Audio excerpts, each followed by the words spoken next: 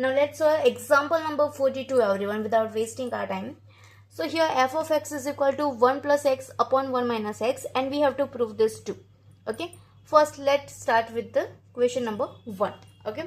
So you just have to remember that યાદ શું રાખવાનું છે આપણે કે f of x બરાબર શું આપેલું છે આ આપેલું છે એની જગ્યાએ આપણે શું શોધવાનું છે આ શોધવાનું છે તો જગ્યા કોની ચેન્જ થઈ ઓકે ચેન્જ શું થયું તો x ની જગ્યાએ શું આવી ગયું આ આવી ગયું જે પ્રૂવ કરવાનું છે એ નથી જોવાનું we just have to remember x ની જગ્યાએ શું આવી ગયું આ આવી ગયું ઓકે તો જ્યાં પણ x છે અહીંયા જ્યાં પણ x છે ત્યાં આપણે શું મૂકવાનું આ વેલ્યુ મૂકવાની ખાલી એટલું માઇન્ડમાં ક્લિયર થઈ જાય એટલે એક્ઝામ્પલ ઓટોમેટિકલી સોલ્વ થઈ જશે બીજી મેથડ આપણને આવડે છે ઓકે ચલો સોલ્વ શું કરવાનું છે f of x plus y upon 1 plus xy is equal to what અહીંયા જ્યાં x છે ત્યાં શું મૂકવાનું છે આ મૂકવાનું છે so 1 as it is plus x ની જગ્યાએ શું આવશે x plus y upon 1 plus xy divided by 1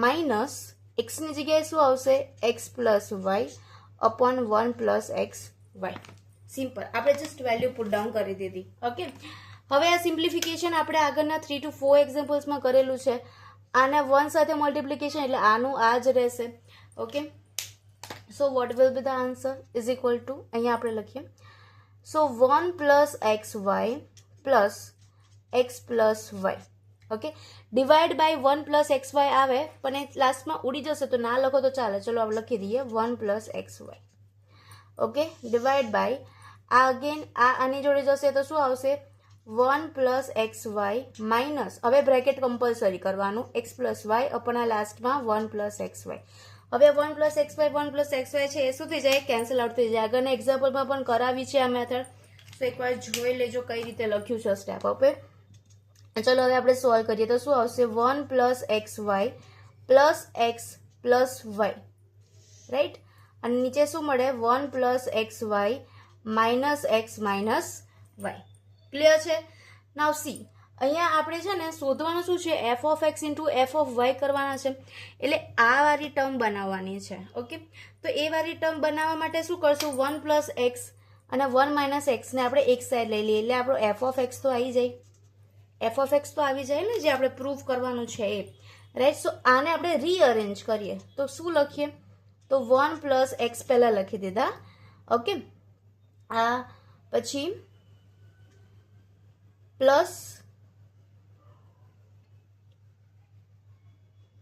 plus y plus xy okay આ રીતે આપણે લખીએ છીએ અગેન 1 માઇનસ x પહેલા લખી દીધા માઇનસ y પ્લસ xy આવું આપણે લખીએ છીએ ઓકે હવે ચલો હવે શું કરીએ છીએ આ આગળની term as it is 1 plus x upon 1 minus x એને કંઈ જ કરવાનું નહીં એ આપણો એફ ઓફ એક્સ આવી ગયો હવે આપણે એફ ઓફ વાય લાવવાનું છે ઓકે એફ ઓફ વાય એટલે એક્સની જગ્યાએ વાય ખાલી ચલો આ આપણે એનું જ રાખ્યું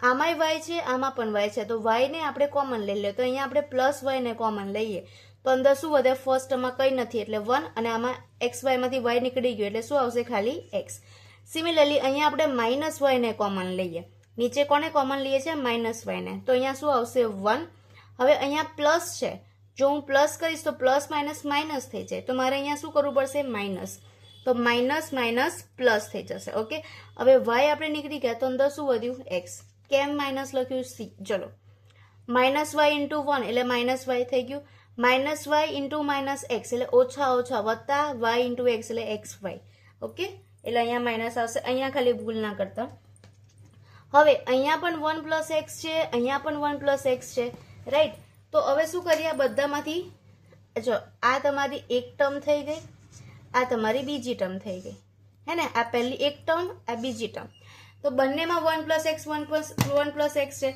તો આપણે 1 પ્લસ એક્સને કોમન લઈ લઈએ તો 1 પ્લસ એક્સને કોમન લઈ લો તો અંદર શું વધ્યું આમાંથી 1 પ્લસ એક્સ નીકળી ગયા તો અહીંયા કંઈ જ નથી એટલે 1 અને આમાંથી 1 પ્લસ એક્સ કોમન નીકળી ગયા તો શું વધ્યું વાય ઓકે આમાં પણ આપણે 1 માઇનસ એક્સ કોમન લઈ લો તો અહીંયા 1 માઇનસ એક્સ કોમન લઈ લીધો આમાંથી કંઈ ના વધ્યું એટલે 1 અને આમાંથી 1 માઇનસ એક્સ ગયા તો આમાં શું વધ્યું માઇનસ વાય તો હવે આ શું થઈ ગયું ચલો જોઈએ તો 1 plus x upon 1 minus x into 1 plus y upon 1 minus y લખાય હે ને.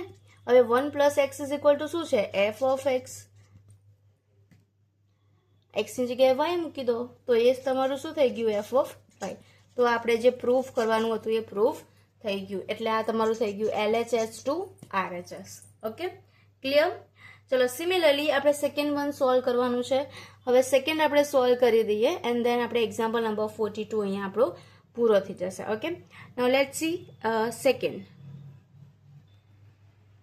ચલો સેકન્ડમાં આપણે શું પ્રૂફ કરવાનું છે? તો x into f of x plus 1 is equal two 0. આ f of x વાળું એક્ઝામ્પલ આપણે આગળ કરી દીધેલો છે, રાઈટ? ચલો કઈ રીતે સોલ્વ કરીએ ચલો જોઈ લઈએ. તો આના બાબત છેલ્લો આન્સર આપણે 0 આવવો જોઈએ, બરાબર? હવે અહીંયા જો f of x બરાબર આપણને કેટલા આપેલા છે? તો f of x બરાબર આપણને ક્વેશ્ચનમાં, ઓકે, ક્વેશ્ચનમાં આપેલા છે 1 plus x upon 1 minus x. What we have to find f of x. તો f of x એટલે જ્યાં x છે ત્યાં f of x મૂકી દો, જ્યાં x છે ત્યાં f of x મૂકી દો. તો 1 plus x upon 1 minus x upon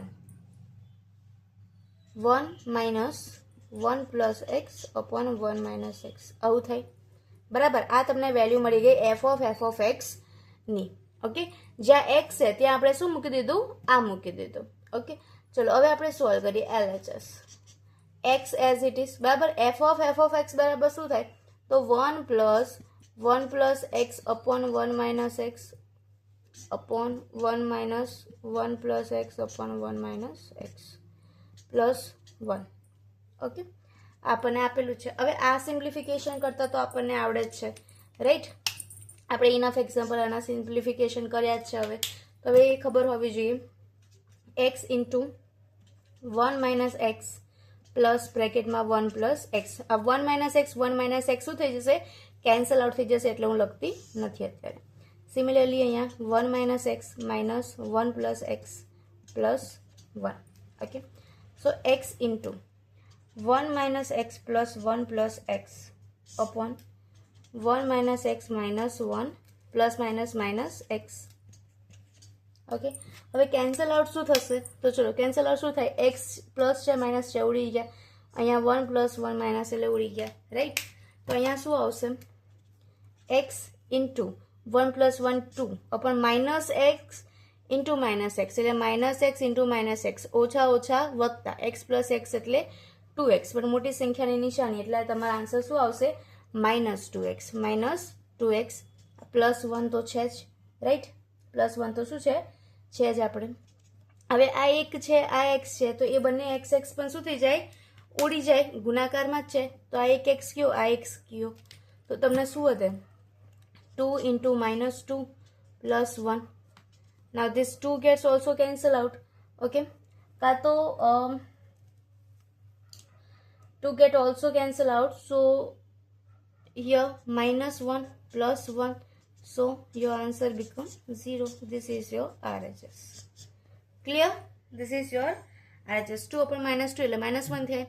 1 already આપેલો છે. So this is your RHS. Simple કઈ કરવાનું નથી, જ્યાં x છે ત્યારે આ વેલ્યુ મૂકી દેવાની છે અને આ રીતનું સિમ્પ્લિફિકેશન કરવાનું છે. તો અહીંયા તમારે એક્ઝામ્પલ નંબર 42 શું થઈ જાય છે? ફિનિશ થઈ જાય છે. ક્લિયર? સો મોસ્ટલી અહીંયા આપણે ફંક્શનના જેટલા બી IMP ક્વેશ્ચન હતા જે એક્ઝામ પોઈન્ટ ઓફ વ્યૂ આપણે પૂછાઈ શકે એવા એક્ઝામ્પલ આપણે પૂરા કરી દીધા છે. સો હવે આપણે સ્ટાર્ટ કરીશું લોગેરિધમ એટલે કે લોગ વાળા એક્ઝામ્પલ. સો એક્ઝામ્પલ નંબર 43 થી આપણે શું આવશે? લોગ વાળા એક્ઝામ્પલ આવશે, which is we solve in the next part. Okay, so stay tune for the next part.